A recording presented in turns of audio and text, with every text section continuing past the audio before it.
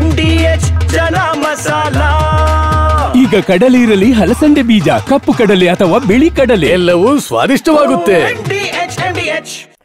ಧರ್ಮಸ್ಥಳ ವ್ಯಾಪ್ತಿಯಲ್ಲಿ ಇಂದು ಕೊನೆಯ ಪಾಯಿಂಟ್ ಶೋಧ. ಸೇತುವೆ ಮೇಲಿಂದ ಬಿದ್ದಂತ ಟಿಪ್ಪರ್, ಇದೆಲ್ಲವನ್ನು ನೋಡೋಣ ಕರ್ನಾಟಕ ನ್ಯೂಸ್ ಟಾಪ್ 9 ನಲ್ಲಿ. ಧರ್ಮಸ್ಥಳ ವ್ಯಾಪ್ತಿಯಲ್ಲಿ ಶವಗಳನ್ನ ಹೂತಿರೋದಾಗಿ ತಪ್ಪೊಪ್ಪಿಗೆ ಪ್ರಕರಣದ ತನಿಖೆ ಚುರುಕುಗೊಂಡಿದೆ. ಇಂದು ದೂರುದಾರ ತೋರಿಸಿದ ಕೊನೆಯ ಜಾಗದಲ್ಲಿ ಶವಗಳ ಶೋಧ ಕಾರ್ಯ ನಡೆಯಲಿದೆ. ನಿನ್ನೆ ಬಂಗ್ಲಾಗುಡ್ಡದಲ್ಲಿ 11 ಹಾಗೂ 12ನೇ ಪಾಯಿಂಟ್ನಲ್ಲಿ ಉತ್ಖನನ ನಡೆದಿದೆ. ಎರಡು ಕಡೆಯೂ ಯಾವುದೇ ಕಳೆಬರ ಪತ್ತೆಯಾಗಿಲ್ಲ. ಇವತ್ತಿನ ಶೋಧ ಕಾರ್ಯ ಕುತೂಹಲ ಮೂಡಿಸಿದೆ. ಧರ್ಮಸ್ಥಳದ 6ನೇ ಪಾಯಿಂಟ್ನಲ್ಲಿ ಪತ್ತೆಯಾಗಿರೋ ಮೂಳೆಗಳ ಯುಡಿಆರ್ ಅನ್ನ ಎಸ್ಐಟಿ ತನಿಖೆಗೆ ನೀಡಲಾಗಿದೆ. ಈ ಬಗ್ಗೆ ಡಿಜಿ ಮತ್ತು ಐಜಿಪಿ ಸಲೀಂ ಆದೇಶವನ್ನ ಹೊರಡಿಸಿದ್ದಾರೆ. ಮತ್ತೊಂದು ಕಡೆ ಸಾಮಾಜಿಕ ಕಾರ್ಯಕರ್ತ ಜಯಂತ್ ದೂರಿನ ಬಗ್ಗೆ ತನಿಖೆ ನಡೆಸುವಂತೆ ಡಿಜಿ ಐಜಿಪಿ ಸಲೀಂ ಆದೇಶಿಸಿದ್ದಾರೆ. ಶವಗಳ ಶೋಧ ಕಾರ್ಯದ ನಡುವೆ ಜಯಂತ್ ಕಳೆದ ಶನಿವಾರವಷ್ಟೇ ಎಸ್ಐಟಿ ಮುಂದೆ ಹಾಜರಾಗಿ ದೂರು ಕೊಟ್ಟಿದ್ದ. ಬೈಕ್ನಲ್ಲಿ ತೆರಳುತ್ತಿದ್ದಾಗಲೇ ಹೃದಯಾಘಾತವಾಗಿ ಯುವಕ ಸಾವನ್ನಪ್ಪಿದ್ದಾನೆ. ಶಿವಮೊಗ್ಗ ಜಿಲ್ಲೆ ಸಾಗರ ತಾಲೂಕಿನ ಬಲಸಗೋಡು ಬಳಿ ಘಟನೆ ನಡೆದಿದೆ. ದಾವಣಗೆರೆ ಮೂಲದ 29 ವರ್ಷದ ಆಕಾಶ್ ಸ್ನೇಹಿತನ ಜೊತೆ ಸಿಗಂದೂರು ದೇಗುಲಕ್ಕೆ ತೆರಳುತ್ತಿದ್ದ. ಈ ವೇಳೆ ಹೃದಯಾಘಾತ ಸಂಭವಿಸಿ ಉಸಿರು ಚೆಲ್ಲಿದ್ದಾರೆ. ಕೋಲಾರ ಜಿಲ್ಲೆಯ ಬಂಗಾರಪೇಟೆ ಪಟ್ಟಣದ ವಿಜಯನಗರದಲ್ಲಿ ಖದೀಮರು ಕೈಚಳಕ ತೋರಿಸಿದ್ದಾರೆ. ಮನೆಯಲ್ಲಿದ್ದ 1 ಕೆಜಿ 300 ಗ್ರಾಂ ಚಿನ್ನಾಭರಣ, 1 ಲಕ್ಷ ನಗದು ಕದ್ದೊಯ್ದಿದ್ದಾರೆ. ವ್ಯಾಪಾರಿ ಸುನಿಲ್ ಕುಮಾರ್ ಕುಟುಂಬ ಬೆಂಗಳೂರಿಗೆ ಬಂದಿದ್ದ ವೇಳೆ ಮನೆ ಬೀಗ ಒಡೆದಿದ್ದಾರೆ. ಈ ಸಂಬಂಧ ಬಂಗಾರಪೇಟೆ ಪೊಲೀಸ್ ಠಾಣೆಯಲ್ಲಿ ಪ್ರಕರಣ ದಾಖಲಾಗಿದೆ. ಕೊಪ್ಪಳ ತಾಲೂಕಿನ ಮುನಿರಾಬಾದ್ ಗ್ರಾಮದ ಬಳಿ ಟಿಪ್ಪರ್ ಒಂದು ಸೇತುವೆ ಮೇಲಿಂದ ತುಂಗಭದ್ರಾ ನದಿಗೆ ಉರುಳಿದೆ. ಕೊಪ್ಪಳದಿಂದ ಹೊಸಪೇಟೆಗೆ ಹೊರಟಿದ್ದ ಟಿಪ್ಪರ್ ಸೇತುವೆ ತಡೆಗೋಡೆಗೆ ಡಿಕ್ಕಿ ಹೊಡೆದು ನದಿಗೆ ಉರುಳಿ ಬಿದ್ದಿದೆ. ಚಾಲಕ ದಾವೂಲ್ ಹರಸಾಹಸ ಪಟ್ಟು ಈಜಿ ದಡ ಸೇರಿದ್ದಾನೆ. ಮುನಿರಾಬಾದ್ ಪೊಲೀಸರು ಕ್ರೇನ್ ಮೂಲಕ ಟಿಪ್ಪರ್ ಮೇಲೆತ್ತಿದ್ದಾರೆ. ಆಗಸ್ಟ್ 10ಕ್ಕೆ ಹಳದಿ ಮಾರ್ಗಕ್ಕೆ ಮೋದಿ ಹೆಸರು ಹಸಿರು ನಿಶಾನೆ. ಇಂದು ಎಲ್ಲೆಲ್ಲಿ ಶಾಲಾ ಕಾಲೇಜುಗಳಿಗೆ ರಜೆ ಘೋಷಣೆ, ಜಾತಿ ಜನಗಣತಿ ಜಾಗೃತಿ ಸಭೆಯಲ್ಲಿ ಗಲಾಟೆ, ಇದೆಲ್ಲವನ್ನು ನೋಡೋಣ ಸಮಗ್ರ ನ್ಯೂಸ್ ಟಾಪ್ 9 ನಲ್ಲಿ. ಆಗಸ್ಟ್ 10ರಂದು ಬೆಂಗಳೂರಿಗೆ ಬರಲಿರುವ ಪ್ರಧಾನಿ ನರೇಂದ್ರ ಮೋದಿ 3 ವಂದೇ ಭಾರತ್ ರೈಲುಗಳಿಗೆ ಹಸಿರು ನಿಶಾನೆ ತೋರಲಿದ್ದಾರೆ. ಬಳಿಕ ಮೆಟ್ರೋ ಹಳದಿ ಮಾರ್ಗಕ್ಕೆ ಹಸಿರು ನಿಶಾನೆ ತೋರಿಸಲಿರುವ ಅವರು ಎಲೆಕ್ಟ್ರಾನಿಕ್ ಸಿಟಿವರೆಗೆ ಮೆಟ್ರೋದಲ್ಲಿ ಪ್ರಯಾಣಿಸಲಿದ್ದಾರೆ. ಮೆಟ್ರೋ 3ನೇ ಹಂತದ ಯೋಜನೆಗೂ ಶಂಕುಸ್ಥಾಪನೆ ನೆರವೇರಿಸಲಿದ್ದಾರೆ.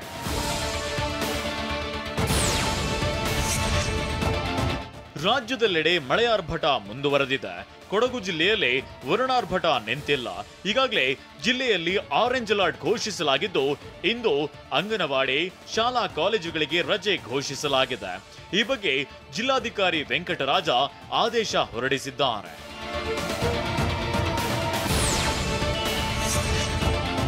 ಬೆಳಗಾವಿ ಜಿಲ್ಲೆಯಲ್ಲಿ ಧಾರಾಕಾರ ಮಳೆಯಾಗ್ತಿದೆ.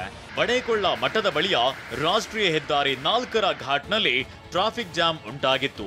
ಬೆಳಗಾವಿಯಿಂದ ಧಾರವಾಡಕ್ಕೆ ಹೋಗುವ ವಾಹನ ಸವಾರರು ಪರದಾಡಿದ್ದಾರೆ. ಸಂಚಾರ ನಿಯಂತ್ರಿಸಲು ಹಿರೇಬಾಗೇವಾಡಿ ಪೊಲೀಸರು ಹರಸಾಹಸ ಪಟ್ಟರು. 1 ಗಂಟೆ ಸುರಿದ ಮಳೆಗೆ ಹೆದ್ದಾರಿ ಮೇಲೆ ನೀರಿತ್ತು.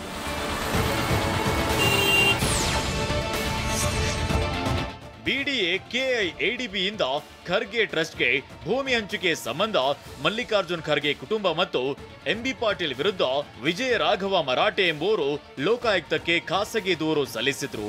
ಈ ಕುರಿತು ಬೆಂಗಳೂರಿನ ಜನಪ್ರತಿನಿಧಿಗಳ ವಿಶೇಷ ಕೋರ್ಟ್ನಲ್ಲಿ ವಿಚಾರಣೆ ನಡೆಯಿತು. ದೂರುದಾರರ ಪರ ಹಿರಿಯ ವಕೀಲೆ ಲಕ್ಷ್ಮಿ ಅಯ್ಯಂಗಾರ್ ವಾದ ಮಂಡಿಸಿದ್ದು, ಆಗಸ್ಟ್ 12ಕ್ಕೆ ಆದೇಶ ಕಾಯ್ದಿರಿಸಲಾಗಿದೆ.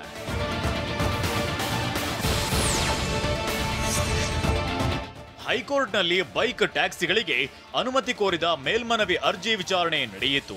ಬೈಕ್ ಟ್ಯಾಕ್ಸಿಗೆ ಮೋಟಾರು ವಾಹನ ಕಾಯ್ದೆಯಲ್ಲಿ ಅವಕಾಶವಿಲ್ಲವೆಂದು ಸರ್ಕಾರ ವಾದಿಸಿದೆ. ಆದರೆ ಈ ವಾದ ಬಲವಾಗಿಲ್ಲ. ಸರ್ಕಾರ ಪ್ರಜ್ಞಾಪೂರ್ವಕವಾಗಿ ಬೈಕ್ ಟ್ಯಾಕ್ಸಿ ನಿರ್ಬಂಧಿಸಿದೆ ಅಂತ ಮುಖ್ಯ ನ್ಯಾಯಮೂರ್ತಿ ವಿಭು ಬಕ್ರು, ನ್ಯಾಯಮೂರ್ತಿ ಸಿಎಂ ಜೋಶಿ ಅವರಿದ್ದ ಪೀಠ ಪ್ರಶ್ನಿಸಿದ್ದು, ಆಗಸ್ಟ್ 11ಕ್ಕೆ ವಿಚಾರಣೆ ಮುಂದೂಡಲಾಗಿದೆ.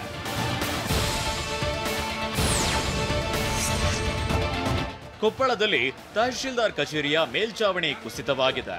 ಕಚೇರಿಯ ಮುಖ್ಯ ದ್ವಾರದ ಮೇಲ್ಚಾವಣಿ ಕುಸಿತವಾಗಿದ್ದು ಅದೃಷ್ಟವಶಾತ್ ಯಾವುದೇ ಪ್ರಾಣಾಪಾಯ ಸಂಭವಿಸಿಲ್ಲ. ನಗರದ ಹೃದಯ ಭಾಗದಲ್ಲಿ ತಹಶೀಲ್ದಾರ್ ಆಫೀಸ್ ಇದೆ.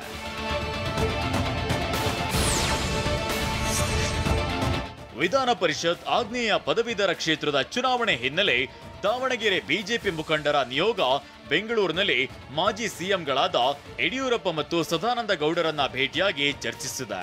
ಇದೇ ನಿಯೋಗ ಅದಕ್ಕೂ ಮೊದಲು ಬಿಜೆಪಿ ರಾಜ್ಯಾಧ್ಯಕ್ಷ ವಿಜಯೇಂದ್ರ ಅವರನ್ನ ಭೇಟಿ ಮಾಡಿತ್ತು. 2026ರಲ್ಲಿ ಆಗ್ನೇಯ ಪದವೀಧರ ಕ್ಷೇತ್ರದ ಚುನಾವಣೆ ನಡೆಯಲಿದ್ದು ಈ ಬಗ್ಗೆ ಕುತೂಹಲ ಮೂಡಿಸಿದೆ.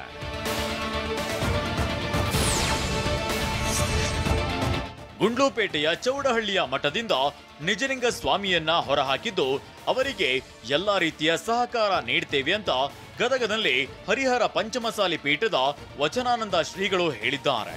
22 ವರ್ಷದ ಒಬ್ಬ ಯುವಕ ಇಷ್ಟಲಿಂಗ ದೀಕ್ಷೆ ಪಡೆದು ನಿತ್ಯ ಶಿವಯೋಗ ಸಾಧನೆ ಮಾಡಿಕೊಂಡು ಕಾಯಕ ದಾಸೋಹ ಮಾಡ್ತಿದ್ದಾರೆ.